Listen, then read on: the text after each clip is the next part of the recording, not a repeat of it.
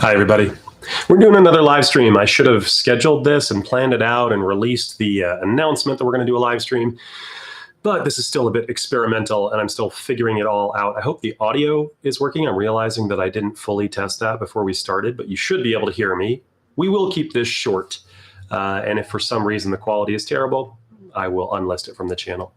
I wanted to talk today a bit about my investing strategy. Like some of you probably know, I've been in the crypto space and blockchain and Bitcoin and Web3, whatever you want to call it, space for a while. I made a documentary in 2013 about Bitcoin. I was the head of marketing at a blockchain startup in 2017 and 2018. So I've got some years behind me, but you might notice I don't have a private island in the Caribbean that I'm broadcasting from. And that's because I've invested kind of the slow and steady route. I have bought and held Bitcoin, and that has served me well to this point. However, I'm starting to believe that there is a faster way to do all of this. And I say faster. What do I really mean by that? Well, I've talked a lot about Bitcoin maximalists, and some of you even asked me to clarify my position as it comes to Bitcoin and maximalism. I align with Bitcoin maximalists probably 90%, and I have bought and held my Bitcoin in personal custody for much of the years that I've been in the space. And that has been great, but I do hear some things from the Bitcoin maximalists that don't make great sense to me. One of the things I hear is never sell your Bitcoin, that I am buying and I'm holding these and saving them so that my great grandkids can have them someday. This is transgenerational wealth.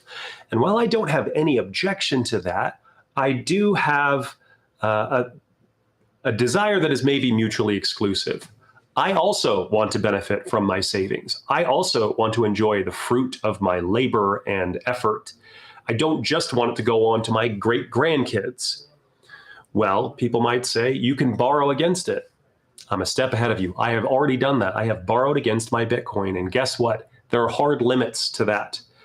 I heavily over-collateralized a loan that I had that was backed by Bitcoin, collateralized backed loans. If you're not familiar with this, it's where you lock up your Bitcoin or other cryptocurrency, depending on who the lender is, and they lend you US dollars. And then if you can't pay the loan back or you miss payments, they can just collect that from your loan. Okay, that's great. But this is not retirement money. This is not, I don't have a job. This is not, I buy an island in the Caribbean kind of money. This is bide your time kind of money. And in fact, a lot of people who did this basically lost some of their principal in the recent downward turn. The current market conditions are not conditions that most people expected last year. What most people expected was a rally to a higher point, six-figure Bitcoin, and then some kind of crash similar to what we've had in the past in 2017 and 2013. We didn't get there. And in fact, I think there's a good reason for that, something that I have to remind myself a lot. Our expectations of the market change the market. If everybody has a consensus opinion that the market is going to do something, whether that's go up or go down, that impacts what the market actually does. And in fact, it usually makes it so that what everybody expects will happen will not happen. Think about it. If everybody expects that Bitcoin's going to go higher, and that's a broadly held opinion, then everybody's going to buy and wait for it to go higher. But what causes it to go higher? Other people buying. So to make money, you really have to have a contrarian opinion. You have to believe in something and yourself before other people do, before the masses show up. And of course, I've been in Bitcoin for a long time and I've made a fair amount of money doing that. But what I haven't done is play aggressively with my portfolio. In 2017, there was the ICO boom, initial coin offering. These were groups that got together and minted their own tokens, sold them at a given price. And the enthusiasm was that they would create new economies and their tokens would be worth a lot of money down the road. Well, most of those ended up being worth nothing. It's very similar to the NFT craze that we've just experienced, where there was a euphoric rally up to crazy numbers and then a devastating collapse. The NFT market is down something like 90, 95%. VCon is happening right now. Gary V is having his NFT convention right now. And while I'm still bullish on the space in the very long term, it's undoubted. It's clear that the enthusiasm has deflated right now. It'll take a long time for it to recover. Okay, where was I going with this? I've been a buy and sell Bitcoin holder, buy and hold Bitcoin holder, not buy and sell. And what I haven't done is play with my portfolio in a way where I'm actively trading, or even I have not historically done a lot of staking. In 2017, I did do some ICO stuff. I did a couple dozen ICOs. And in fact, I was in an investment syndicate that had early and great access to a lot of these deals. And what I discovered is that unless you play aggressively, that does not work. You can't passively invest in these things. You have to time your ins and your outs better than the rest of the market. The ICO boom was not a buy and hold strategy. You would lose if you did that. And I did lose. I lost a fair amount of money in the ICO boom. It was a hard-won lesson. That lesson carried with me to the NFT craze. I did not jump into the NFT craze because of my prior experience with 2017. I just ended up, measured in Bitcoin, I ended up having less at the end of the 2017 ICO boom because I spent my Bitcoin on shitcoins. Yikes. But now I am realizing that you kind of have to play the game if you want to win, right? Bitcoin is 13 years old, and I fully intend on passing this off to my grandkids. But if I want to retire early, if I want to enjoy all of this stuff, then I have to play the game, right? You have to get in and play. There's a quote from Ocean's 11 where Danny Ocean is talking to Rusty. This is George, what's his name? The actor who plays Danny Ocean. You know who I'm talking about. George Clooney. Thank you, IMDb. George Clooney talking to Rusty, played by Brad Pitt. And he's trying to convince Rusty to go in on the heist with him. And he says, because the house always wins, Rusty. You play long enough and you never change the stakes, the house takes you. Unless when that perfect hand comes along, you bet big and then you take the house. Now, some of you might find it telling that I'm comparing the crypto market to a casino. And in fact, that's an epithet that's widely used. A lot of people, including Jack Dorsey, the founder of Twitter, call Coinbase a casino. I don't disagree with him. I don't. But I kind of feel like the entire economy, all of it, is being turned into a casino by the Federal Reserve. Because how else are you going to prepare and save for your future? How are you going to do it? You're going to do it in an investment account, Roth IRA? At current inflation rates, the savings that you put away will cut in half in purchasing power in 8 years. You're going to retire on that money? Think about it. Your money saved away, the responsible money that you put away, is melting like ice in the summer.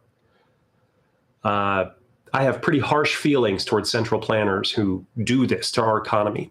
You see a lot of people irrationally YOLOing in on GameStop or Dogecoin. You see, I spend way too much time on Reddit, if you can't tell. So you have these subreddits that explode in popularity where people are buying into these stocks. Or another subreddit that has exploded in popularity is anti-work. Now, you may think that these two subreddits have nothing to do with each other. Anti-work, which seems more socialist, and Wall Street bets or Satoshi bets, which is hyper-capitalist. But they are related. Here's why. The economy is such now that, let's look back in history. My grandfather grew up in a swamp in Louisiana. He had a minimal education, but he started working for British Petroleum sometime in his adult life, and he worked hard. And the oil company took good care of him. He, in fact, lived in Kuwait for a long time. He learned Arabic so that he could be more effective building oil rigs out there that all got burned down in the Persian Gulf War in the early 90s. But he worked hard. He was a company man, and they took care of him. My grandfather, when he passed away in his old age, had a nice home. He had taken care of his family financially. He had a good life, financially speaking.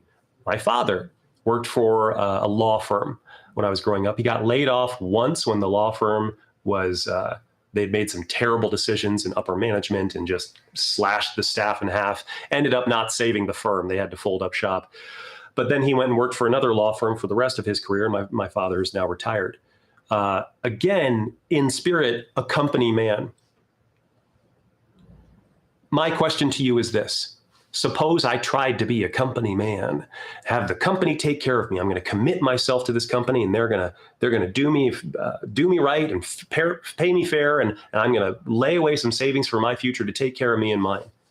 What company does that anymore?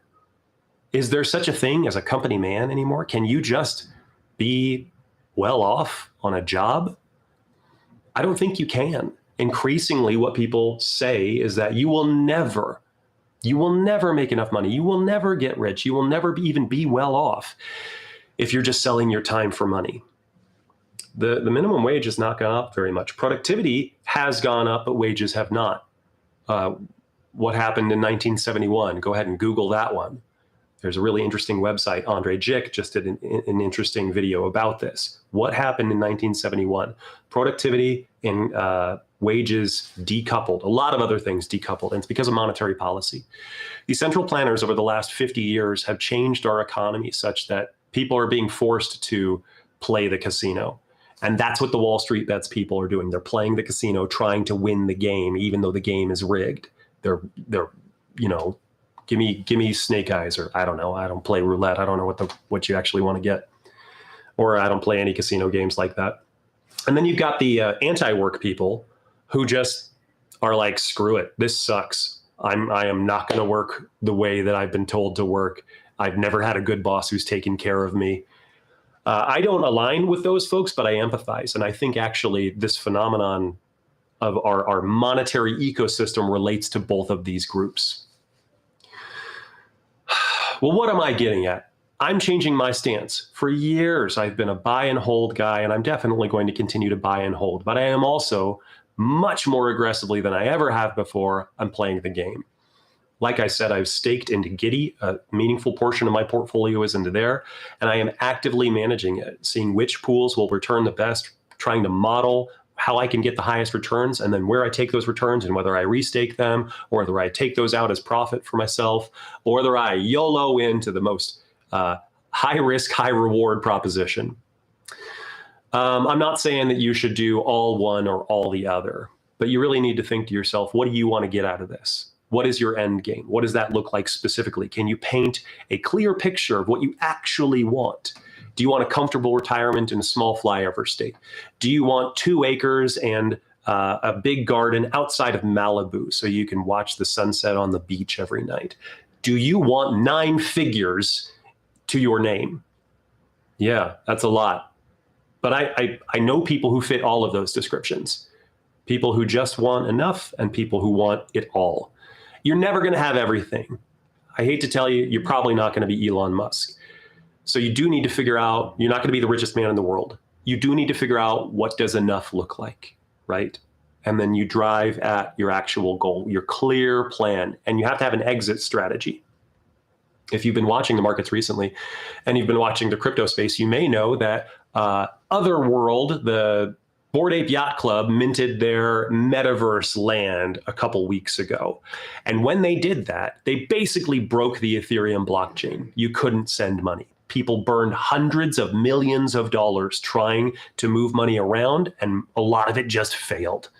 And in fact, the other night, last week was crazy, right? Terra Luna collapses, a lot of activity on different blockchains. I was trying to reallocate some of my portfolio, and the transactions kept failing over and over and over.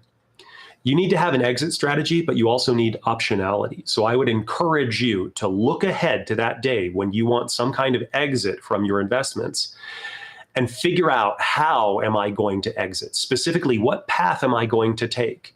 So, for instance, with Giddy, there are several options. You could, from the Polygon network, bridge over to ETH and then send it to any exchange and then send to a bank account. But there are exchanges that will accept Polygon natively, right? So you can send tokens on the Polygon network to the exchange. That way you avoid the half-hour to 3 hours waiting time bridging between networks. If you've never done it before, bridging from Polygon to ETH takes a long time, and you just have to kind of sit on your thumbs. It's an uncomfortable waiting period. But if you can line up an exchange that will do that more instantly, you're in a good position. And in fact, if you can line up several, then you're in a great position. Because if one doesn't work for whatever reason, network congestion, you couldn't verify your identity, whatever it might be, you can go to your next option. So figure out what triggers your exit, what that looks like, what's good enough for you, and then line up several options for exit so that you have optionality here. This might take some time. In fact, it almost always takes more time than it should. I myself am trying to get verified on a major US exchange. I have tried 7 times to verify my address. I know that I have entered it correctly, and it keeps failing. I have another major US exchange that I'm trying to get through on, and I click the terms of service. I accept the terms of service and hit OK, and it just reloads that window. There's some kind of glitch on my account that won't let me get through. It always takes longer than you think. There's always going to be some kind of glitch or hang up. Figure it out now so that when that trigger event happens and you want to exit, you're not hung up trying to figure out some strange glitch while the market's going crazy or while your investment continues to run risk where it is, right? Okay, that's all I've got for today, team. Have a great weekend. We will do these live streams again. I am still figuring out the process. We will probably do them with screen sharing over my computer, or maybe I bring that over here. And we will probably do it early in the morning so that when you wake up and you open YouTube, you can see this in your feed. All right, let me know down below what you'd like to talk about in the future, and we will hit it again in a future video. Thanks, team.